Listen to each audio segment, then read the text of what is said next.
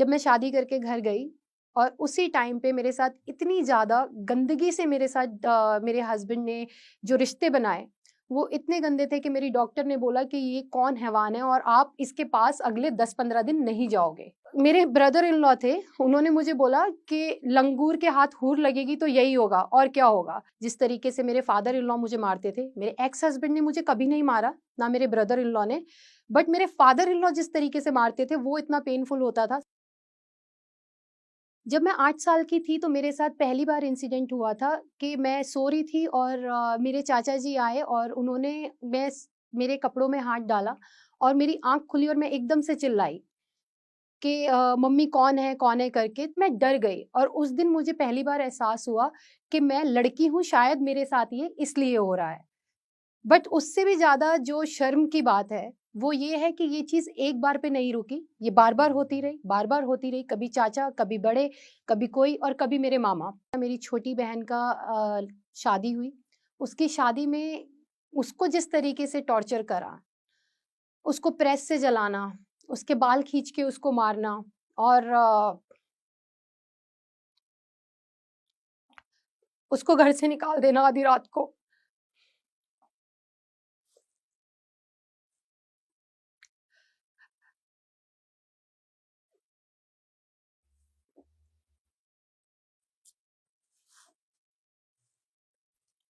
उसको इतना मारा गया कि वो एक दिन अपना उसने एक दिन उसको जान से मार दिया।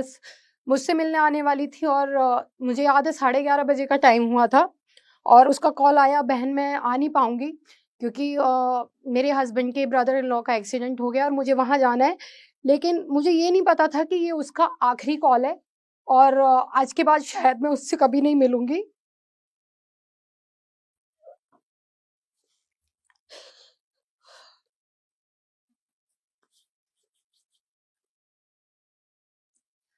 मुझे ये नहीं पता था कि आज के बाद मैं शायद उससे कभी नहीं मिलूँगी और वो उसका आखिरी दिन होगा और उसका उसी दिन करीब 1 बजे के आसपास उसका मर्डर होता है और उसका हस्बैंड हमारे साथ पूरा दिन घूमता है, हॉस्पिटल से लेके, पुलिस स्टेशन से लेके सब जगह हमारे साथ चक्कर काटता है और शो करता है कि जैसे उसको कुछ पता नहीं है।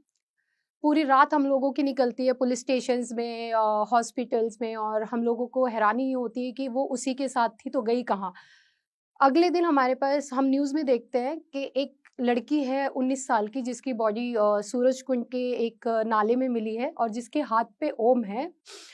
वो मेरी ही बहन है छोटी और हम लोग जाते हैं वहाँ पे और जिस तरीके से उसको गला दबा के मार के वहाँ पे फेंका गया था और उसको दिखाया गया था कि इसको शायद किसी ने किडनैप करके, रेप करके इसको फेंक दिया है।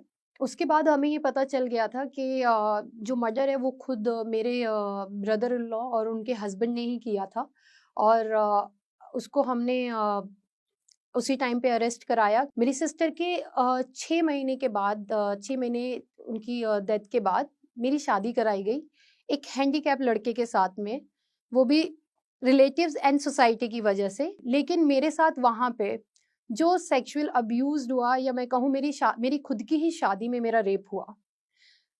वो 1-2 दिन के बाद नहीं, वो वेरी फर्स्ट डे से शुरू हो गया था उसी दिन। वेरी फर्स्ट डे जब मैं शादी करके घर गई और उसी टाइम पे मेरे साथ इतनी ज़्यादा गंदगी से मेरे हस्बैंड ने जो रिश्ते बनाए, वो इतने गंदे थे कि मेरी डॉक्टर ने बोला कि ये कौन हैवान है और आप इसके पास अगले 10-15 दिन नहीं जाओगे या महीना जो भी था, मुझे एग्ज़ैक्टली नंबर याद नहीं आ रहा है, लेकिन मुझे ये डॉक्टर ने बोला और मैं चिल्लाते हुए बाहर आई थी उस रात। मुझे याद है मैंने दरवाज़ा लॉक किया और मैंने बोला कि आप मुझे 1 दिन के लिए लेके आए हो या आप मुझे शादी करके अपना पार्टनर बनाने के लिए लाए हो यहाँ पे? तो मेरे ब्रदर इन लॉ थे, उन्होंने मुझे बोला कि लंगूर के हाथ हूर लगेगी तो यही होगा और क्या होगा? तो मुझे हँसी भी आ रही थी और मुझे दुःख इस बात का हो रहा था कि जो चीज़ मैं अपनी मम्मी के साथ या बहन के साथ होते हुए देख रही थी, वही सेम चीज़ मेरे साथ हो रही थी।